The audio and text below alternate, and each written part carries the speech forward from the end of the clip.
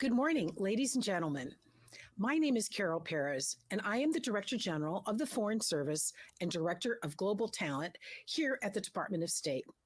It's my great pleasure to welcome all of you to the 57th Annual Foreign Affairs Day.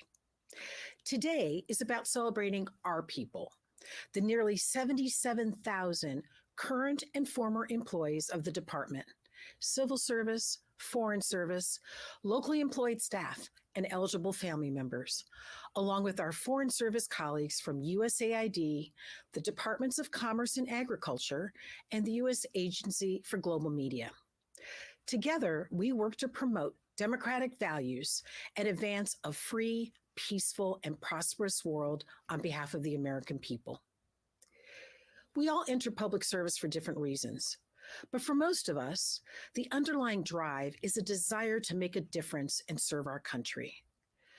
To the retirees joining us, your contributions are still felt today and live on in hundreds of colleagues you collectively mentored, guided, and inspired. I know you still strive to have an impact. We welcome your partnership and invite you to continue making a difference. You can help us expand domestic understanding of our work and its benefit to our nation and fellow citizens. Spread the word that public service is a highly rewarding calling and recruit the next generation of capable, diverse foreign affairs professionals by seeking every opportunity to share your experiences with them. The importance of recruiting the next generation is driven home to us every day. From a global pandemic to a climate crisis, to new threats to the international order and fundamental human rights. As Secretary Blinken has noted, our challenges have never been greater. But we have an opportunity to leave behind a State Department ready to meet the test of the 21st century, an even stronger, more effective, more agile, more diverse institution that can lead America's engagement in the world. It's a worthy challenge and one we cannot meet without your help. Please stay in touch with your colleagues in the workforce.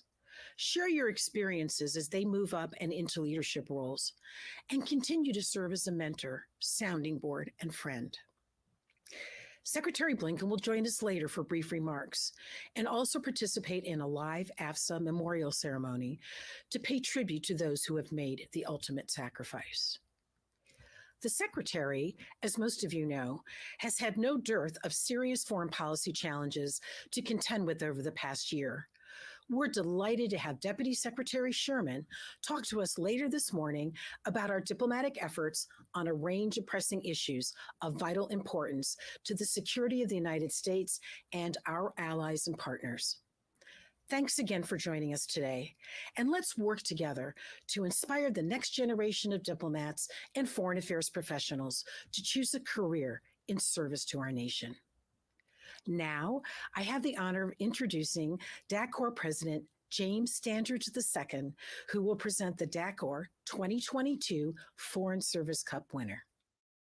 Good morning, everyone. I'm Jim Dandridge, the President of DAC Corps. And welcome to this morning's presentation of the DAC Corps Foreign Service Cup. The criteria for the award of the DAC Corps Foreign Service Cup specifies significant post-retirement contributions in addition to a significant foreign service career. As simple as this sounds, it was more complex with Ambassador Nancy Powell. You see, you have to look carefully to reckon with a change in focus or energy between the two periods. There was no fine demarcation in the energy levels between the two periods with Ambassador Nancy Powell. Nancy retired from foreign service on May the 31st, 2014, after a 37-year career in which she held 5 ambassadorships and rose to the rank of career ambassador. She also served as Director General of the Foreign Service. Her remarkable contributions to American diplomacy and her public service since retirement embodied the accomplishments which the Foreign Service Cup is intended to celebrate. Nancy served as ambassador to Uganda, Ghana, Pakistan, Nepal, and India, the latter in which she was the first female U.S. ambassador. She helped stabilize tensions between nuclear-armed India and Pakistan and contain terrorist threats emanating from Afghanistan. She served as the first national intelligence officer for South Asia on the National Intelligence Council. As avian influenza response coordinator, she led U.S. efforts to address that pandemic, for which she received the Samuel J. Heyman Service to American Medal for Homeland Security and Law Enforcement, commonly referred to as the Oscars for Public Service at that time. As Director General, she modernized hiring and career development in the Foreign Service, and she successfully met the challenge of staffing huge critical missions in Afghanistan, Pakistan, and Iraq. Now, throughout her career, Nancy championed advancement for those whom the Foreign Service had until recently marginalized, women and minorities. Following retirement, Nancy did not miss a beat in continuing to serve as mentor and model for what successful FSOs and ambassadors should be like. As class mentor for at least 5 ambassadorial seminars, she brought to bear her experience and insights in helping incoming ambassadors avoid the pitfalls of the job. Dozens of posts have benefited from her wisdom. Nancy was called back to the State Department in September of 2014 to coordinate U.S. efforts to combat the Ebola pandemic. Now, responding to White House interest in consolidating international efforts to address the threat, she quickly put together what she called her ragtag interagency team and motivated them to secure international support and help our missions in Liberia, Sierra Leone, and Guinea, all to cope with the disease and the influx of assistance. Her work helped set in place muscle memory that would enable the United States to cope with subsequent pandemics, including COVID-19. Nancy helped form the Southern Delaware Alliance for Racial Justice in 2015 and led its advocacy committee for 6 years.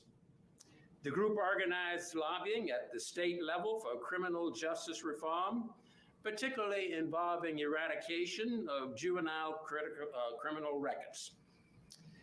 She coordinated with state agencies to set up 4 clinics which provided free fingerprinting and legal services to juvenile offenders whose records could be expunged.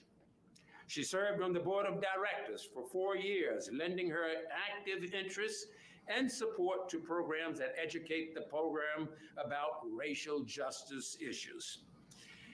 As an FSO, Nancy has embodied the values that represent the best of America. And in retirement, she lived up to George Kennan's edict that American diplomacy abroad can only be as strong as American democracy at home.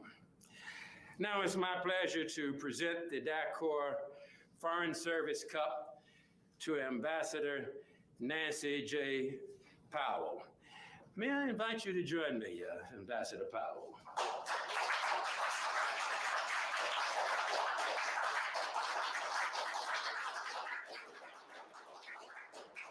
I'd like to read the citation on the cup, which is to my right here. To Nancy J. Powell, for her dedicated service to the Department of State as a Foreign Service officer and 5-time ambassador, for her remarkable contributions to American diplomacy through modernizing hiring and career development in the Foreign Service as Director General, for championing the advancement of women and minorities who had been marginalized, for continuing in retirement to serve as a mentor and model to FSOs and ambassadors for her advocacy for racial justice that continues to this day. Congratulations, Ambassador.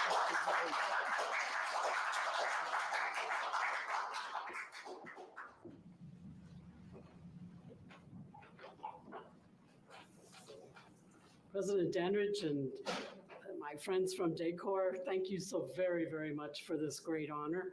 I am particularly want to acknowledge the great support that DACOR has provided to the Foreign Service and the State Department over the years. And I've had a chance this morning to reflect on some of the events that I've been here, and it's been great fun to remember those and to appreciate them.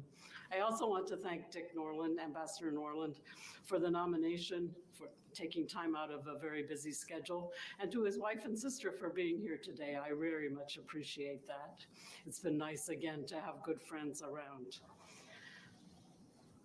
As the announcement came that I had been named the recipient of the cup this year, I had two other incidents that happened that reminded me about the service part of Foreign Service.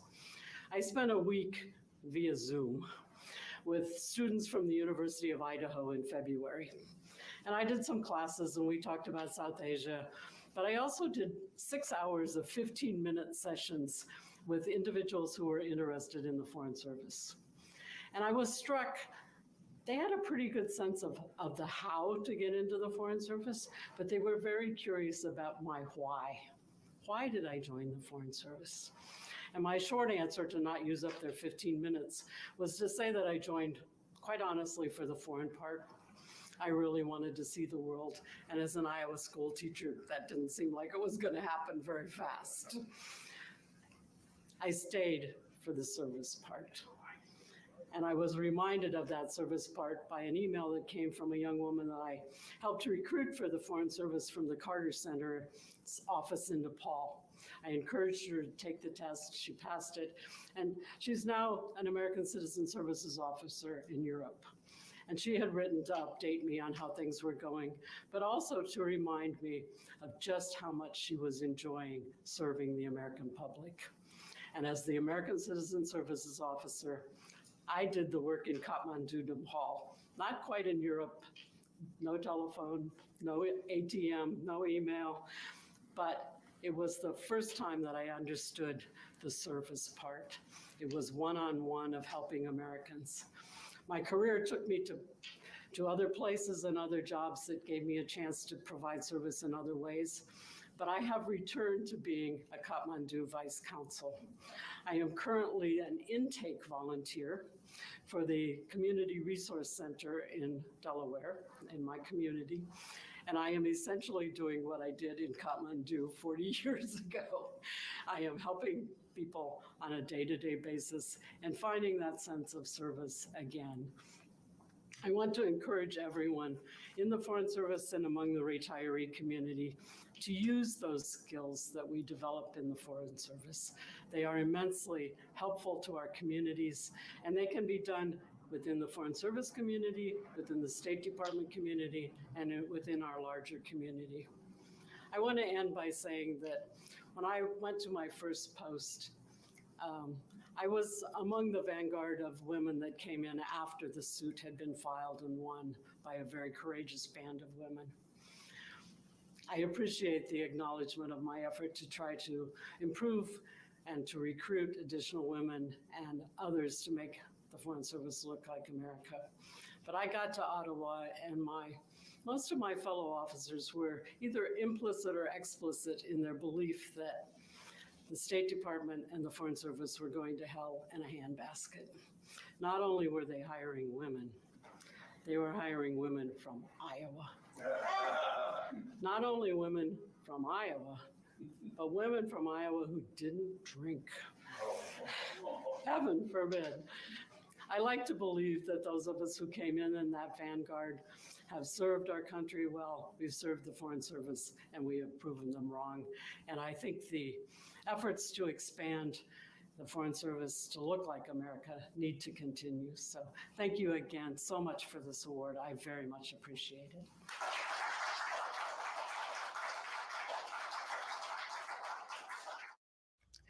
An important part of Foreign Affairs Day is honoring and thanking our retired colleagues, both civil service and foreign service, for their contributions.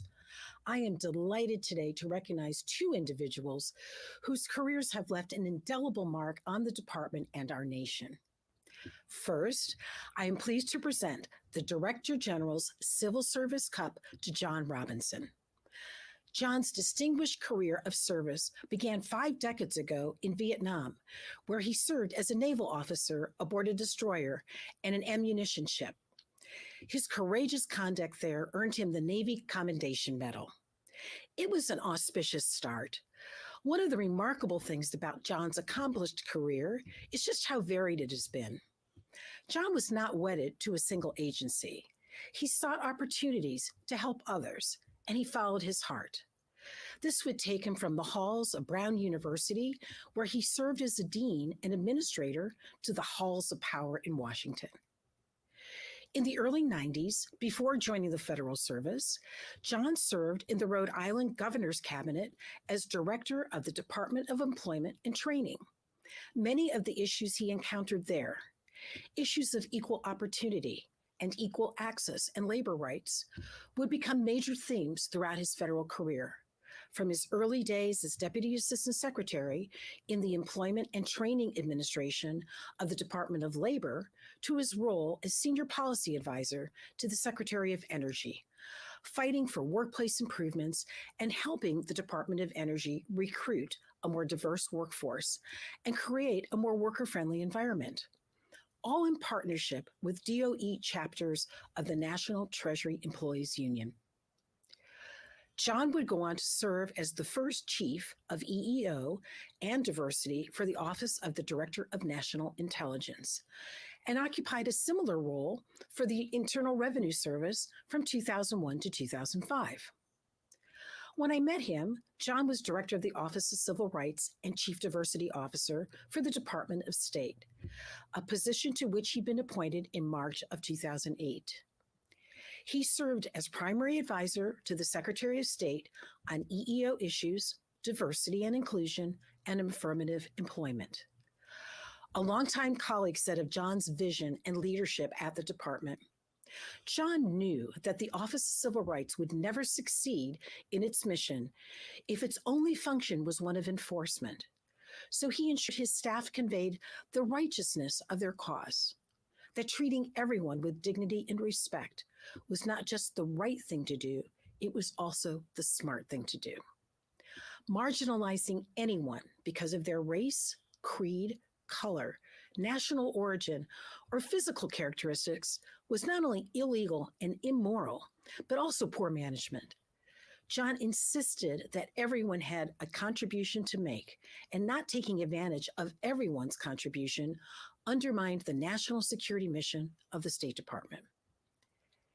As Director General, as a management officer, and a citizen, I have nothing but the most profound respect and appreciation for the work John has dedicated his life to, and it gives me great pleasure to be able to present him the 2022 Civil Service Cup for 25 years of distinguished service with the Department of State and other agencies, and his enduring commitment to knowledge sharing and mentoring that has continued to have a positive impact on the department as a whole.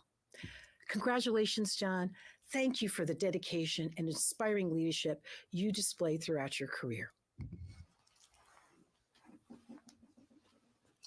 Congratulations.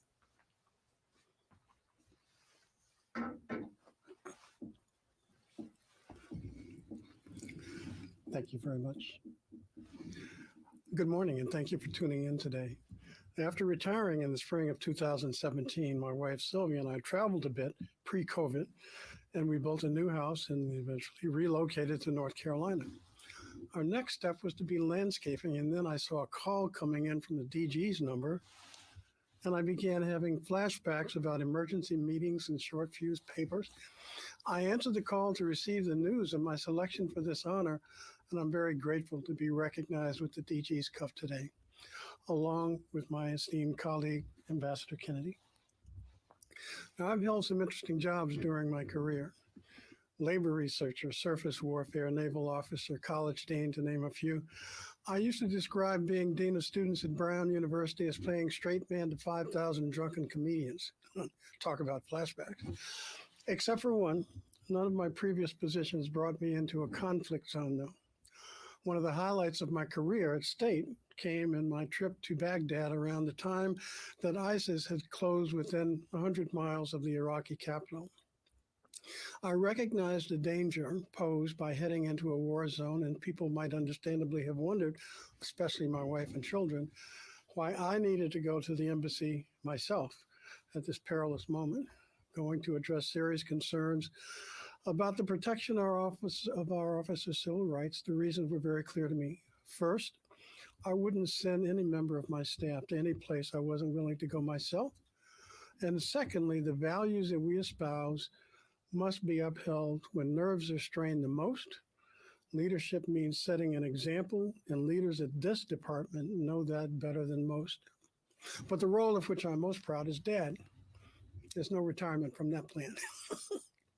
We raised 4 terrific kids, all educated, employed, and tax-paying property owners. A Fulbright scholar, now 3 years at State, a registered nurse, just finished her master's degree in nursing practice, a network security engineer working abroad, and a bilingual school psychologist. Our kids were a tremendous source of pride for me and Sylvia. And we paid a lot of tuition.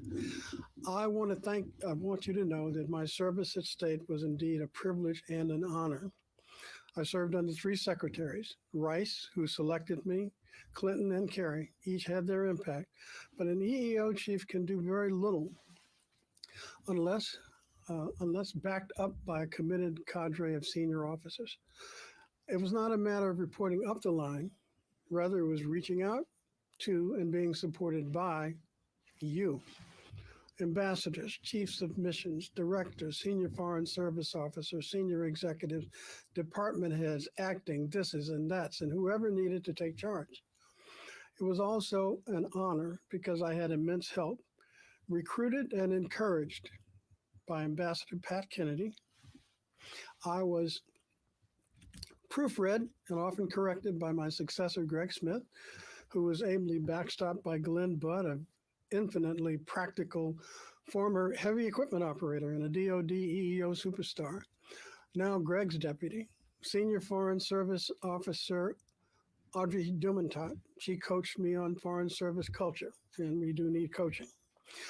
And so many other officers who lived out their oaths of office at SOCR during my tenure.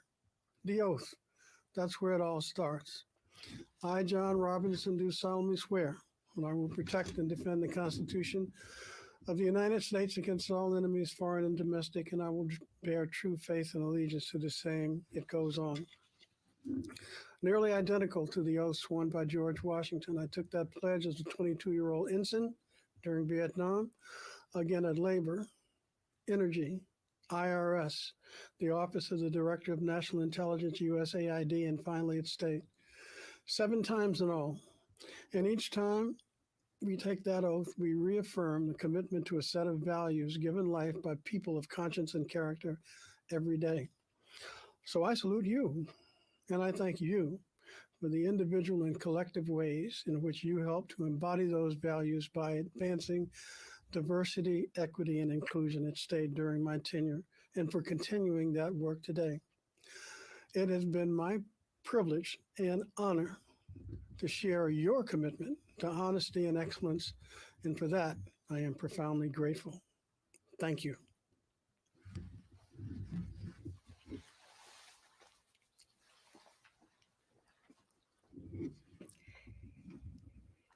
It is now my pleasure to present the Director General's Foreign Service Cup for 2022 to Ambassador Patrick Kennedy. Few people have had as profound an impact on the department as an institution in the last half century as Ambassador Patrick Kennedy, or Pat as he is known to most of us. From his early days as what was then called a rover, an administrative coned officer, to the ranks of the Senior Foreign Service and the role of Undersecretary for Management, a position he held for 10 years under 3 different Secretaries of State and 2 different presidents. Ambassador Kennedy has singularly focused on ensuring the department empowers our people so we can deliver for the American people. Along the way, Ambassador Kennedy served in Paris, Cairo, and various domestic assignments. An early stint as special assistant in the Office of the Undersecretary for Management unearthed his true passion: innovation and institutional reform in the interest of taking care of our people and delivering on our mission. This is what drove him later in senior administrative roles as Assistant Secretary for Administration, Acting Assistant Secretary for Diplomatic Security, Coordinator for the reorganization of the foreign affairs agencies, and U.S. Representative to the United Nations for Management and Reform with the rank of Ambassador. Pat played an instrumental role in some of the most challenging operations the department and the country undertook following September 11. In 2003, he helped establish the U.S. presence in Iraq as Chief of Staff of the Coalition Provisional Authority. Later, in 2004, as Chief of Staff of the Transition Unit in Iraq, he helped transfer sovereignty to a newly installed Iraqi government that was more representative of and responsive to its people. Never one to shrink before even gargantuan challenges, Ambassador Kennedy returned to Washington and from February 2005 to April 2005, headed the transition team that set up the newly established Office of the Director of National Intelligence. He then served as the Deputy Director of National Intelligence for Management until May of 2007. Now, fortunately for us, Ambassador Kennedy made his way back to the department and was confirmed by the Senate as Undersecretary for Management on November 6, 2007, a position in which he served until January 27th of 2017. Diplomats are not given to using adjectives like indispensable to describe their colleagues, but with Pat, it's more than appropriate. Three very different Secretaries of State, Secretaries Rice, Clinton, and Kerry, knew that whatever the crisis, whatever the operational challenge, the management of the department was in the most capable hands. More than that, they knew he cared. He cared about the welfare of our workforce and their families. He cared about being a responsible steward of taxpayer dollars. And he cared about maximizing department resources and ensuring their effective use on behalf of our country and the American people. This combination of competence and care allowed the department to weather many a Washington budget storm during his tenure without having to furlough employees or resort to extreme cuts. In a business in which senior leaders are often hardened by grueling schedules, relentless demands, and unfair criticism, Pat's distinguishing characteristic was always his limitless compassion and accessibility. He mentored junior employees, both foreign and civil service. He answered their questions, and he offered guidance, often meeting with mentees over a jar of pretzels after a long day. To quote a longtime colleague and friend, the most impressive and inspiring aspect of working with Pat Kennedy was his never-ending endeavor to find a way to take care of people, to make things work, and to make the department stronger. He was, and still is, a mentor, a friend, someone from whom many of us still seek wisdom.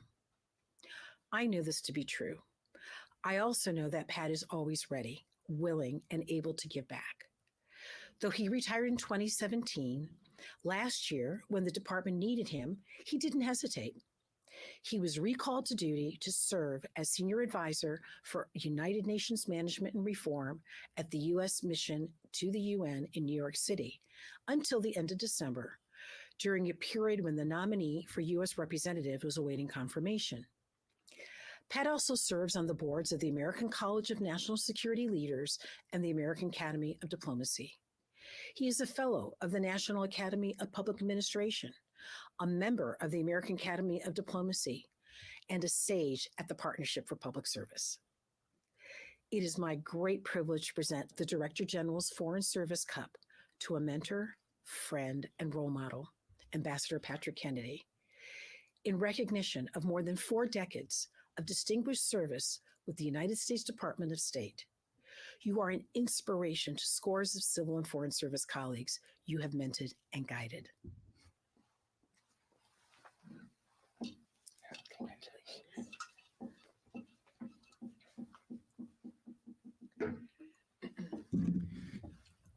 I am very, very honored to be the recipient of the DG's Foreign Service Cup in the presence of my good friend, John Robinson. Congratulations, John. And to join the company of Larry Eagleberger and my four-time former boss, John Negroponte. I'm also more than a little surprised, since in the half century of this award, only two other management officers have ever been its recipient. So to join Joan Clark and Mary Ryan is very special. I accept this award fully aware that I must gladly share its receipt with an untold number of colleagues who have enabled me to accomplish whatever acts I am being credited with. Long before the concept of team became government and corporate lingo, the department's administrative management, consular, medical, and security professionals knew and acted on the principle that their vital support functions could only be accomplished by working together. Each knew that only as a team could the American people have the national security support they required. I was fortunate to have bosses like Kreisa, Moose, and Reed, and later Levitsky, Roy, and Pelletreau. Secretary Schultz and Baker, Christopher and Rice, Clinton and Kerry all gave me the opportunity to try new approaches. Their blessing and the incredible work every day of all of those I was lucky enough to have as direct reports in both A and M have led to a wide range of projects: Fort Lauderdale and Frankfurt regional centers, consular centers in Kentucky and South Carolina, joined in the latter by finance and human resource operations, a permanent mail facility at Dulles Airport, State Department-owned facilities on Navy Hill, a portion of the former Red Cross building, a permanent residence for the United Nations ambassador, the Colorado IT Center, and a second International Chancery Center, the Diplomatic Security Training Headquarters and its office headquarters, a new wing at FSI, rehabilitation of the old State Wing, Foggy Bottom, and a partial overhaul of New State, expanded child care capacity, a single leased home for consular affairs, ICAS and capital security cost sharing, ILMS and a new FMS, green energy and water recycling, 150 new payroll systems for locally employed staff, IVG connections to every post overseas, and then high-speed lines, the State Department Air Wing for crisis support, extensive use of the student loan repayment program, and the establishment of the Foreign Service Family Member Reserve Corps, Dayton and Y River, among many other conferences, avoiding the layoffs of State Department personnel during shutdowns and the merger of State, USA, and ACTA, and numerous evacuations. I am privileged to have been associated with all these efforts and many others, but the credit is definitely not all mine. It goes to my deputies and to others, little known but also outstanding professionals, such as Brendan and Hartman, Moser and Woofter, Mulvey, Boswell and Starr, Tagliatella and Lucier, Deering, Sinigitz and Carter, Jarek, Hawkins, Green and Millette, Eaton and Hughes, Miller and Grayfield, Whiting and Van Dyke, Stever and Reed, Del Judas and Devlin, Nolo and Sitter, Coates and McLaughlin, Dent and Bordley, Hodges and Hathaway, Bull and Wills, Sprague and Seagroves, Rapash and Hughes. And I will stop there because I know I've gone on too long. And I know that I should have singled out many, many more colleagues, civil service, foreign service, and foreign national, who contributed so much. I will only add Washington, Bisbee, Phipps, Adams, Fulton, and Helton Floyd, and an exceptional corps of special assistants, both groups putting me up with me over many long hours. And particularly Kathleen Austin Ferguson, who worked for me twice, despite her unfailing, accurate judgment on all other decisions. And though never part of the family directly, the best lawyers in Washington, led by Momberg, Selby, Thesson, and Visek, who took wild ideas and fitted them to legal reality. In sum, a multi-talented, extremely competent, and very dedicated corps of enablers who constantly delivered what the department needed and will continue to do so in the future, even if they receive so little appreciation and recognition. It was my honor to be associated with them. Thus, this award is as much theirs as it can ever be mine.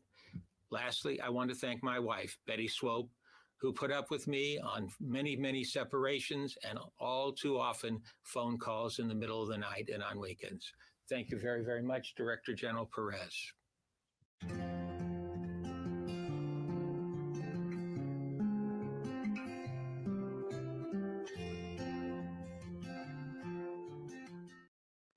I'm Eric Rubin, President of the American Foreign Service Association, AFSA. Thank you for joining us to watch the proceedings as we commemorate this year's Foreign Service Day. This event is a highlight of our year. While I wish we were meeting in person, I'm thrilled nonetheless that we can join together virtually to celebrate the contributions of the United States Foreign Service and our civil service colleagues. Today is a solemn day for us at AFSA. We use the occasion of Foreign Service Day to honor our fallen, those who have given their lives in service to our country. There are now 351 names etched into the new AFSA memorial plaques in the State Department C Street lobby. I encourage you to pay your respects the next time you're here, hopefully at next year's Foreign Service Day event. As AFSA prepares for its centennial in 2024, we share our birth year with the United States Foreign Service itself. I hope you remain a member and a steadfast supporter of your union and professional association. Our main focus is and always has been member service. We are here for you from the beginning of your career through retirement. If your AFSA membership has lapsed for any reason, I hope you will consider joining or rejoining. AFSA membership in retirement has many benefits, from the Foreign Service Journal to our hugely popular daily media digest, access to a dedicated retiree counselor, AFSA advocacy on retiree benefits, and so much more. We are the voice of the United States Foreign Service, and we speak more effectively and more loudly when we have everyone behind us. Most of all, we are proud to represent you, the members of the United States Foreign Service. I wish you a very happy Foreign Service Day. I hope you enjoy the presentations, and please do watch the memorial commemoration. And let's all agree to meet in person next year. Thank you for joining us.